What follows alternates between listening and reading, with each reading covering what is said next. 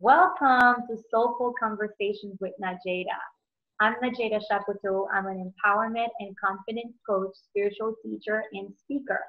I help purpose-driven women coaches find their voice, their niche, and book their dream clients by embracing and sharing their authentic self and message boldly with the world. I am so excited about today's guest. My guest today is Monique Alvarez. She's an international business consultant who turns women into business women. She travels full time with her husband and two sons and is currently in Albania. She's also the author of Success Redefined Travel, Motherhood, and Being Boss. Thank you for joining me today, Monique. Thank you so much for having me, Nadjejda. I'm super excited to talk to you. I know, yes. So I have to say I have been very inspired by Monique's, the way she lives her life, the way she runs her business, because she is really not doing it the traditional way, the way that many of us, I think most of us have been taught. And I really wanted her to come on to really share her journey and how she decided to live this life of, because I remember when I first met her, we did a program together last summer. And I was telling her how even for me, there's a part of me that wants to travel more, but that I've thought that, okay, well, when I have the children, when I'm married, I'm not going to be able to do that. And it's sort of like, and she is really showing me that it can be done. Yes. So tell us about, how did you choose this path? And for you, like one of the things Monique and I talked about is that it's not just about the traveling. It's really because maybe for somebody in the audience, traveling is not their thing. But I do think that for many of us women, we have this way of thinking that if I have a family, I can't have that. If I have, even some of us, it's like I know for me, sometimes I find myself thinking, can I have the family and have a successful business, Absolutely. Well, I think it really started for me when I was 19 and I went on my first overseas trip by myself. And I was from this small town, this girl who had a very narrow, limited worldview. And I just thought everyone was like me. And I thought everyone lived like me and everyone thought like me. And I landed in Burma, or Myanmar now. And literally my head exploded and my heart exploded. And I realized, wow, there's a whole different way to live. And there's a different way to eat, and there's a different way to interact, and there's a different way to be with your family, and there's a different way to, find God. I mean, it was just everything. Everything was different and new, and it ruined me forever in the best way possible. It was like, when you know something and then you can't unknow it. Yeah, you're changed, you're impacted. And so then I hadn't went to university at that point. All of a sudden I thought, I was that student in high school. I graduated early. Of course, everyone expected me to go to college. And I said, no, I need more of this. I need new experiences. I don't want to sit in a chair and consume information. I want to go explore. I want to learn that way, real hands-on. So I ended up traveling and volunteering all of my 20s. I was a volunteer in orphanages. Actually, my first volunteer work assignment was here in Albania. That's how I fell in love with Albania right after the Kosovo crisis. And then I went on to Africa. I've been, about 22 countries. Wow, beautiful.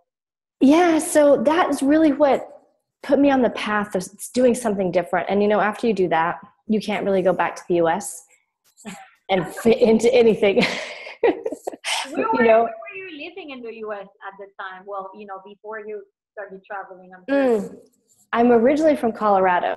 Okay. So I was born in this little town, Durango, and grew up in Cortez. It's like, 7 hours from Phoenix and 7 hours from Denver. We're like in the middle of nowhere, right? There's more cows than people.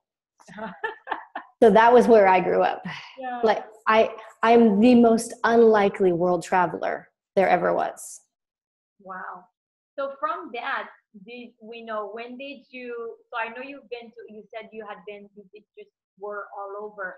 how did you decide, like, for example, especially when did you decide before having children that that's the life that you and your husband decided that you were going to live, or, you know? Yes. Yes. You know, Albania really shaped me. So I lived here from 21 to 24. Okay. And I said, I don't want to raise my kids in the US, because I could already see a contrast between how family is in the US versus Albania.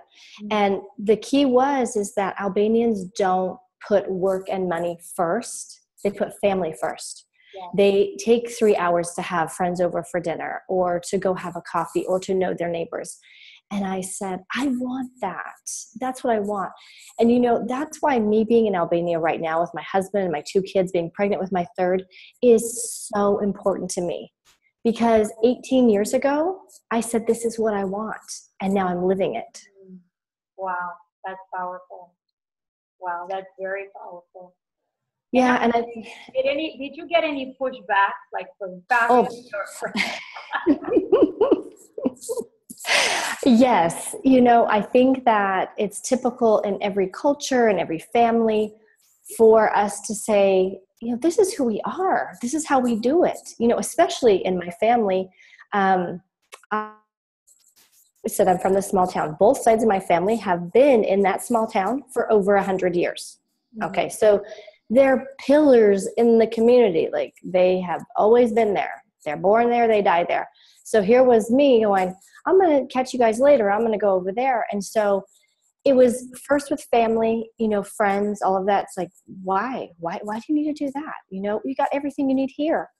And then I think culturally, it's so easy to get caught up in, well, you go to school, you get a college degree, you get a job, you buy a house, you get a car, you get married, you have 2 kids, you pay off your debt, you go to dinner on Friday nights, you go to church on Sundays, whatever it is.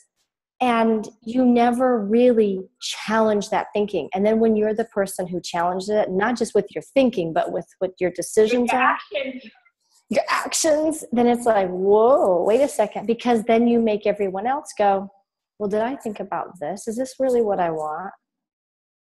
Am I just buying into what's been sold to me? Yes, yes. I do think that often, like what you just shared, is that when we take certain bold actions in our life, people start in some way, they start almost like, because you, in a way, you might have what they want, but they don't have the guts to go after. But instead of like celebrating you, they tend to lash out. Yes. You know, because you're showing them something, and then they kind of feel like, or sometimes they might even feel like, wow, I don't have the courage to do this. But instead of saying, wow, Monique, Nadjejda, you know, this is really courageous of you, they're like, they lash at you. Yeah. What it often translates to is, are you crazy? Yeah. You know, you have children now. You have other people to think about. You know, you've got to provide for your family. You've got to provide security. You've got to da-da-da. And so what it does is all their fears, right? And all the excuses they told themselves of why they couldn't do X, Y, Z. Like you said, it may not be travel, but maybe it was something that they wanted to do. So it stirs a lot of things up. Yes, no, definitely. And, you know, it's sort of like, just last week I was talking to a friend of mine, and it wasn't even business related. I was talking about how before I moved, because I used to be in Washington, D.C. and I moved from Miami to Washington, D.C. And I was saying how I took a leap of faith. I wanted to move there. I couldn't find a job, and it was like really expensive having to go back and forth for interviews. And I found out my current job in Miami, I was going to get laid off in a few months. So it's either I had moved to South Carolina, the headquarters, which I was not going to move there. I didn't want to go to Clemson, South Carolina, or stay and then be out of a job, you know, look for something.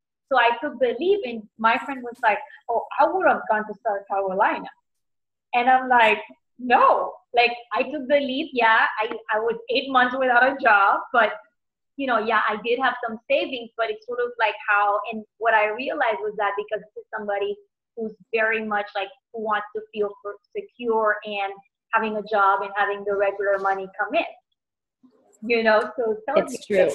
how people Yeah. We at some point, we shift from being these wild, adventurous beings, like we come here as, right? You watch kids, they're like wild and adventurous, right?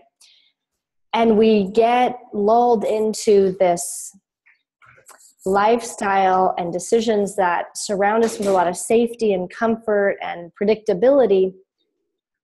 And so that becomes what most of society gravitates toward, right? Yes. All of a sudden, no, it's not safe to do that. That's a big risk. Like your life is in danger.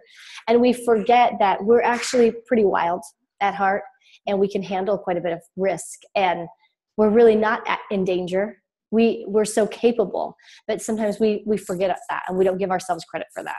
Mm-hmm. Yeah. So I'm curious I know now we're both in the online space. Since you've been traveling a lot, were you always in the online space in terms of business? No. Or how did you do that with the move? Because I know, like, unlike me, like I became an entrepreneur like about over like 4 years ago now, but it's not something, if somebody had told me 6-7 years ago that I'd have my own business, I'd be like, no. So, but I know for you, it seems like it's something that you've always had in you, and I think even family members, right? Yes. Yeah. So I'm a third entrepreneur. Everyone in my family in that small town has a brick and mortar business. Like everyone, each of my parents have a brick and mortar, grandparents, aunts, uncles, cousins. So I grew up in 2 brick and mortar businesses. And so when my husband and I started a business 9 years ago, I wanted to cater to brick and mortars because I know them. I know that world very much. Yeah. But I wanted it where we could do our work online so that I could be flexible and, we could be flexible to come and go. But that was probably the biggest mistake I made early on, is I thought if I can complete my work online, then it's okay. And what I learned is most brick and mortar business owners, they don't really get this lifestyle, right? It's confusing to them. It's like crazy. And they want you sitting across from them at lunch, going over what you're doing in their business. So that was the biggest lesson I learned. My husband and I, we took 2012 to go travel. We came to Albania, Greece and Montenegro, Bosnia. And what we figured out is our clients were not happy about that. It felt very irresponsible. It felt like, oh, you're not taking good care of us, even though nothing changed in their service. But we weren't at that monthly luncheon or, drinks after, whatever. And so what I knew we had to do at that point is we had to make changes. Well, what I didn't know was I was going to have 2 babies in 12 months. And so change was forced upon us. Mm-hmm.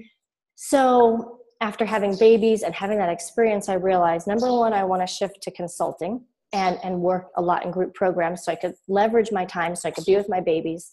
Yeah. And I made sure that everyone I spoke to, I said, travel is most important to us. So we won't be in the US. We won't be living a traditional lifestyle. And if that's a problem, then we probably shouldn't do business together. And that shifted everything. And then what it did is it allowed all those people who wanted to travel or who liked, maybe they were unconventional in some way, right? Their lifestyle wasn't the norm. Yeah. And they just came rushing toward us. Even just in the first half of this year, I've worked with almost 160 clients. And it's because they resonate with the fact that you're unique and I'm unique. Let's work together. Work together. Yeah, definitely. Yeah. So I love how you say that, travel was like very important to you, non-negotiable. So I'm curious as to what would you say for a woman listening here, and maybe for her it's not travel, like how, I know for you it was your traveling. How would you say that they need to know what's that thing that is very much important for them, that is a non-negotiable? How do they get to that so that they know, like you knew that was non-negotiable, so you created a business that allowed you, and you're attracting clients that they love that about you, and maybe they want the same thing for themselves, So how do you say that a woman needs to know how does she get to know what's that thing that is non-negotiable for her? Well, first of all, it takes a dedication to knowing ourselves. And that is a practice. That's literally every section of our day noticing, what do I prefer? What do I like best? Not what have my choices been or what would somebody else hope I pick. From scrambled eggs to poached eggs, which one do I love more? And what I find is, when I was traveling and I went back to the US, I immediately felt like my oxygen supply had been cut off. Like all of a sudden it was just, I didn't have the same zip and the same energized, excited, enthusiastic, And I think when there's something you love to do, whether it's you love to dance or you love to travel or you love to eat or you love to, create communities wherever you are, whatever your thing is, and it gets you going, then step out of it for a minute and see the contrast. Feel the contrast. And that's one of the best ways to know this is a non-negotiable for me, because I don't feel as alive. I don't feel as shiny. I don't feel like I'm doing everything and being everything I came here to do. And that's the biggest thing for me. Like when you take travel away from me, it's like you say, okay, you can't be Monique anymore. We're going to pluck out your brown eyes. And you have to know what that is for you. And sometimes it's a variety of things, and there's nothing wrong with it.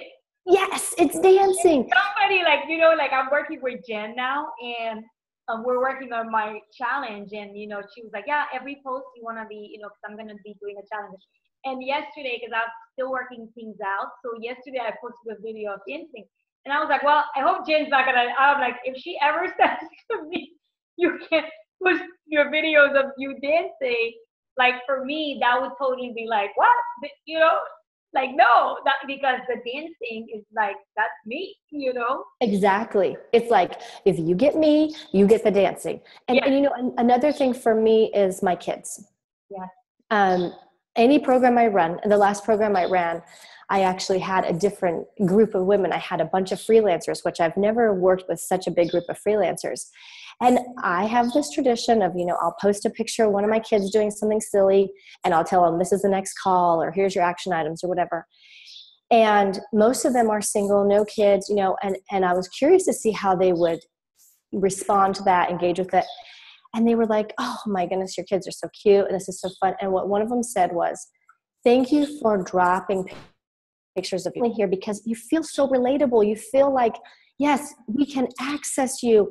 We can learn from you, and not like you're way up here and we're down here. And that's part of what's always going to be in my business as well.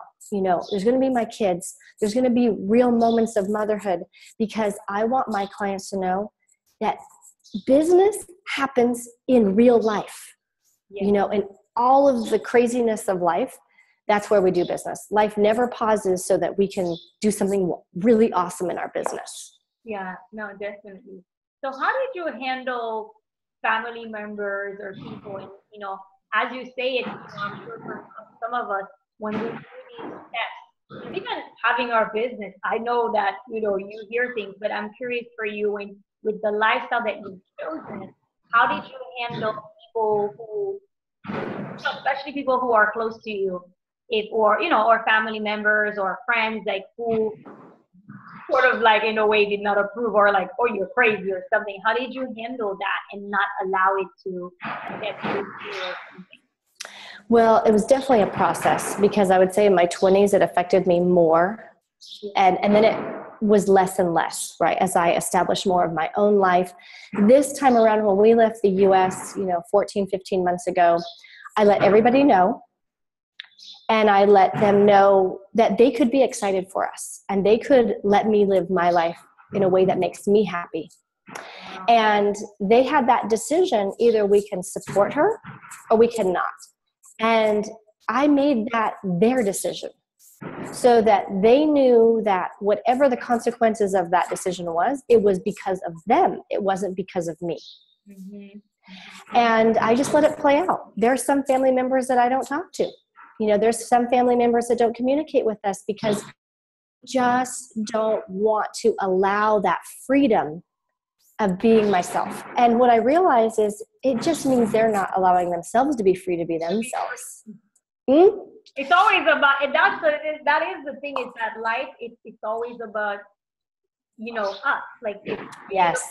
when we have an issue with somebody or something is like really getting to us, it's like when you look at it, you're like, oh, there's something that I can learn from here. And like you said, I often say that people who, because I know even for myself, I have certain people where there are some choices that I made or something, I've really gotten that, you know what, it's about them. It's not about me.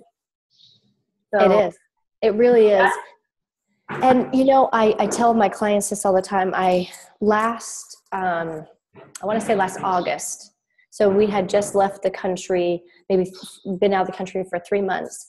And what I was is that I was editing myself a lot on social media because I knew I have all these family members. I had about 300 friends and acquaintances and, everyone I knew from kindergarten, right, on my account. And one night I deleted everybody. And the next morning I said, I'm not taking my hometown into consideration. I'm not taking the way that they think or the way they filter and perceive it into account.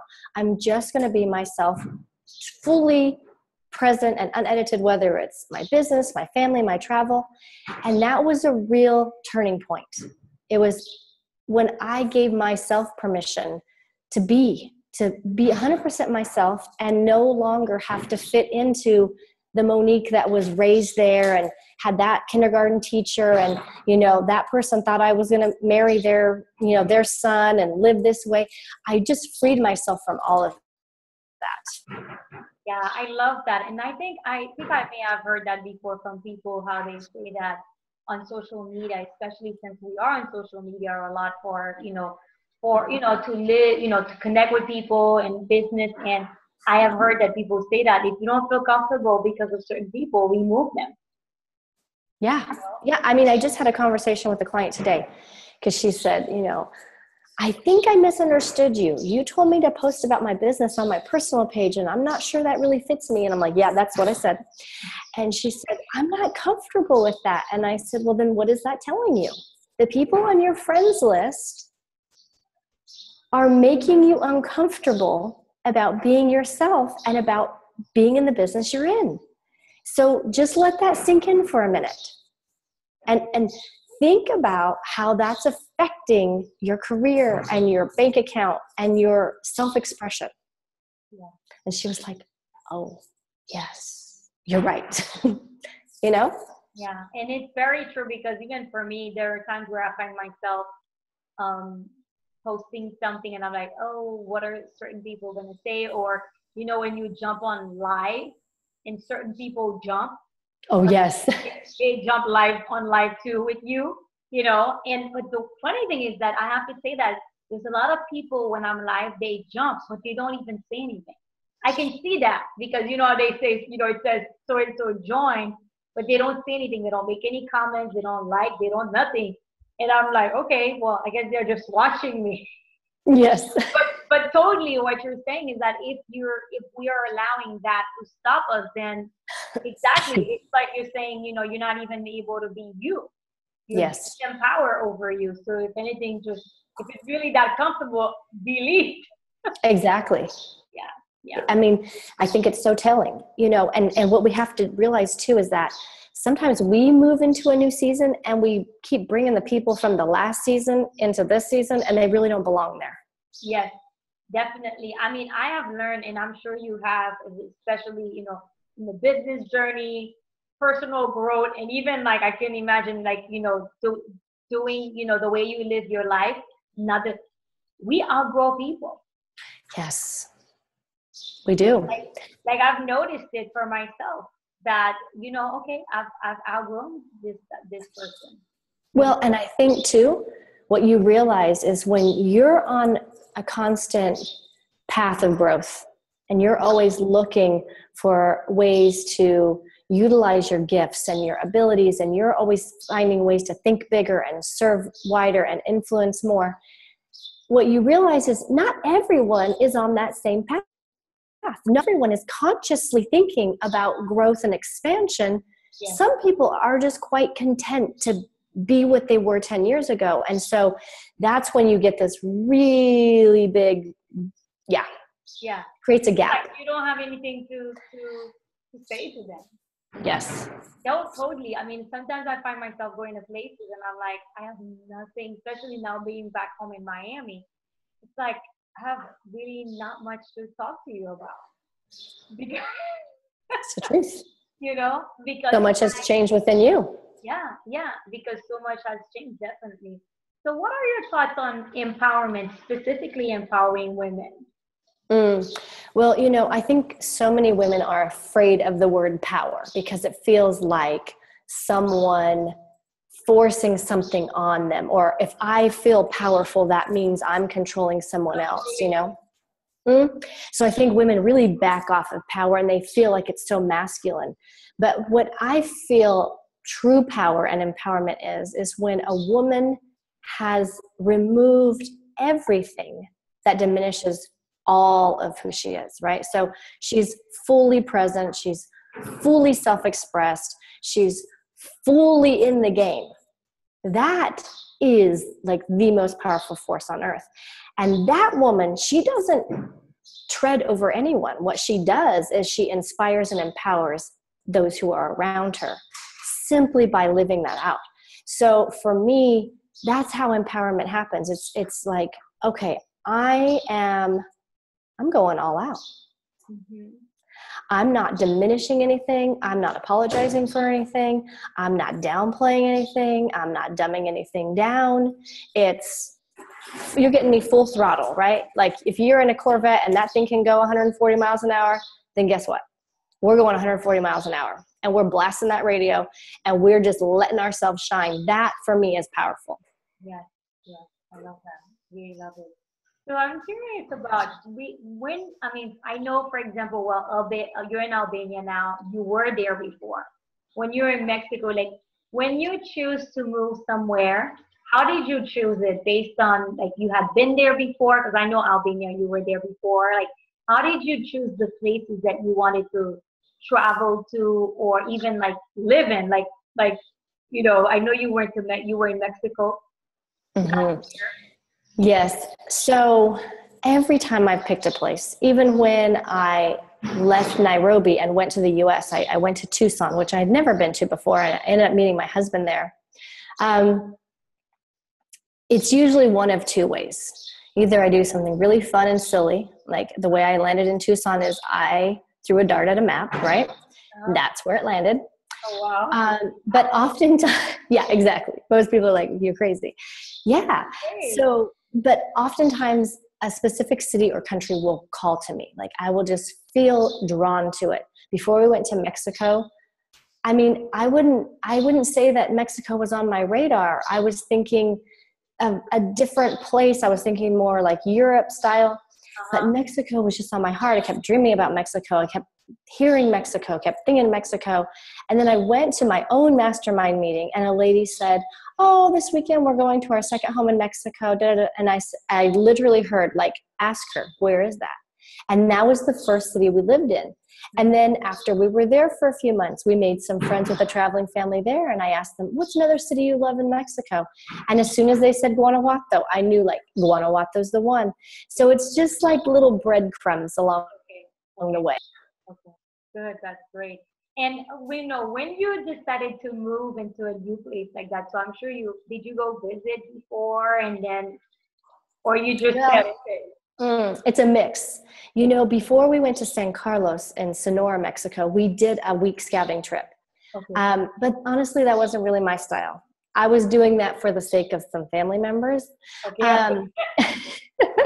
But when we went to Guanajuato, we flew in sight unseen and, just figured it out. And that's how I do it most of the time. I just fly in and figure it out. Yeah. And are most people that you work with, are they people who have the traveling bug like you, like they want to travel? Yeah, most of them do. Either they've just started traveling or they want to. This is like where they're headed in the next year or so. And I think when they find me, it's like, oh, see, I'm the only crazy one with this idea, hey, she does it too. So that brings us together. Yeah, definitely. Now, and that's what I was actually thinking too, is that sometimes we outgrow people, but then people go and we leave people. and we bring it, we really find our tribe. Yes. The people who are, you know, in the same path as us, the people who are actually seeking to get on that path, you know, those are the ones that we find and we connect with them, you know. So totally. Absolutely. Yeah. I would say my business is doing better than it ever has before because of that reason. Because when I first started, it was just about business. Are we connecting on a business level? Do you need my services? Da, da, da, da, da. But now it's like, okay, we're connecting because we're mothers. We're connecting because we're travelers. We're connecting because we're unconventional. We're connecting because, you know, we believe in women empowering women. Like there's a lot more layers. Yeah. And then, oh yeah, you need what I got in business. It's so much of a richer connection. Mm-hmm. Yeah, definitely. So what do you believe the world needs more of? And if it had it, it would make a big difference.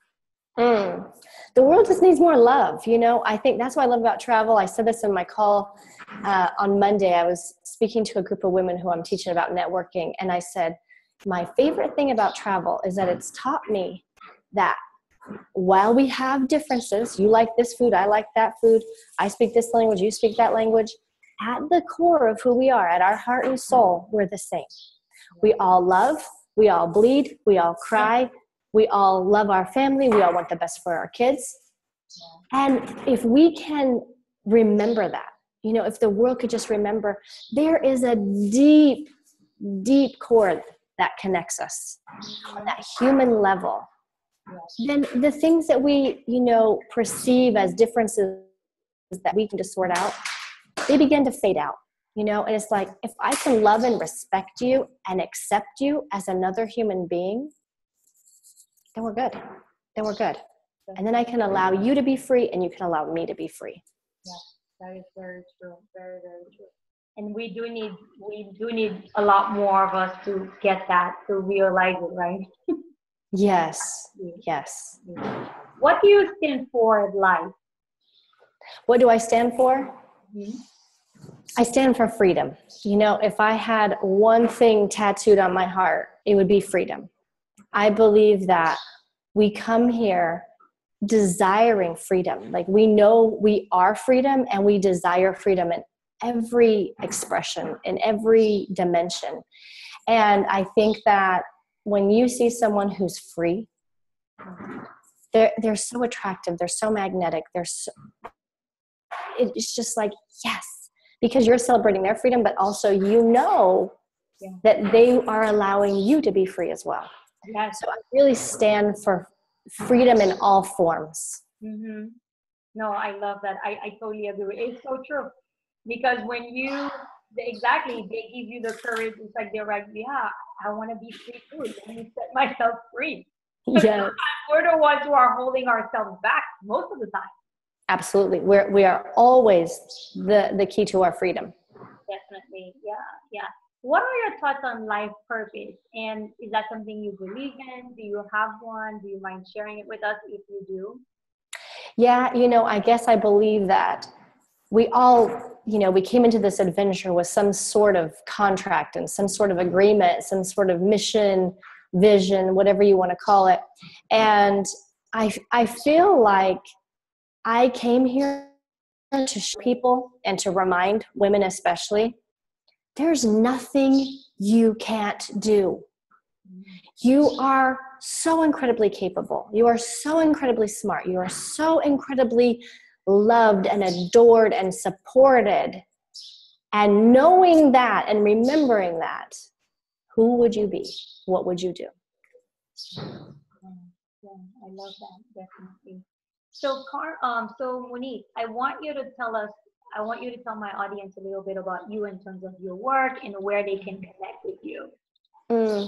Well, my work is so straightforward. You know, this is, I think, what my clients appreciate about me. I'm all business, right? It's like business just runs through my veins. Like sometimes I'll wake up and I'll go, it's like 3 a.m. I'm like, I figured out what she can do with her website and her book and whatever, right? Great. So I love helping women just figure out connecting those dots so that they make money in their business. I really want women to make money in their business because I feel like that's another key to the power. When a woman makes money doing what she loves, it's totally different, right? Yeah. So it's those business principles, those business basics that my parents gave me, my grandparents gave me, and just putting them into place and helping her figure out, how does this look like for your personality and for your business? And I have a mastermind that I facilitate. There's about 21 women in there. And one of my biggest, sermons in business is community. We need community. And I think that oftentimes when we try to do too much alone in business, it will catch up with us sooner or later. And so I try to run a lot of group programs, whether it's on income stability or in my mastermind or networking, so that women not only get something from me, but they experience what it's like to be supported and championed by a group of women. Because for some women, that's a completely foreign concept. And I want them to get that women can be on your side. And yeah, that is very important, because I think, many times they think that's one of the reasons why I wanted this platform. I wanted to create this, which is really about women empowering women, because I do think that for many times we feel like we need to be competing with each other, Yes, I think that that's an old model. It's what we sort of grow up with. And then when we realize, no, I can support her and her success, and it doesn't diminish me and my success. Yeah, definitely. I love that. Definitely. So you can learn more about me at MoniqueAlvarezEnterprises.com. And I'd love for you to join my Facebook group, Success Redefined, Travel, Motherhood, and Being the Boss. Which is great. I love the energy there. And Monique she's your business partner, Elizabeth? Yes, she. Wow, I love the energy between you. Thank you. Yes, I brought Liz in because what I learned was a lot of women have like some emotional hangups and blocks that keep them from doing the business work. And I learned that's not my specialty. Yes. And I need to stay in my specialty. So that's how Elizabeth helps. So she helps me in every program and in my mastermind. Yeah, definitely. Great. So thank you, Monique. I wanted to ask you, what would be your last message to women in, my audience? Like, what would you say, whether it is for them, they're looking to take that leap in traveling, or really for them, it could be something else that is really non-negotiable, that what would be your message to them in terms of experiencing that freedom? My biggest dream for women is to say yes, to actually have these key moments in their life where they don't take others into consideration, where they take their own heart and soul and their own desires, their greatest dreams, their most wild aspirations, and they say yes to those first and foremost and allow everyone else and everything else to line up. Yeah, I love that. Yeah, because we tend to do that a lot, especially us women, right? We're like looking at pleasing other people, and many times we're not even looking at pleasing ourselves, Yes. So I really, really love that. Thank you so much for joining me today, Monique. This was really great. And I hope you all enjoyed this. And Monique's information is going to be on my website. You're going to see it below the video. You can connect with her, join her Facebook group, check out her website, and if she has any offers or something. So thank you, everyone. Love and light to you all. Thanks again, Monique. Bye. Thank you. Bye. Bye.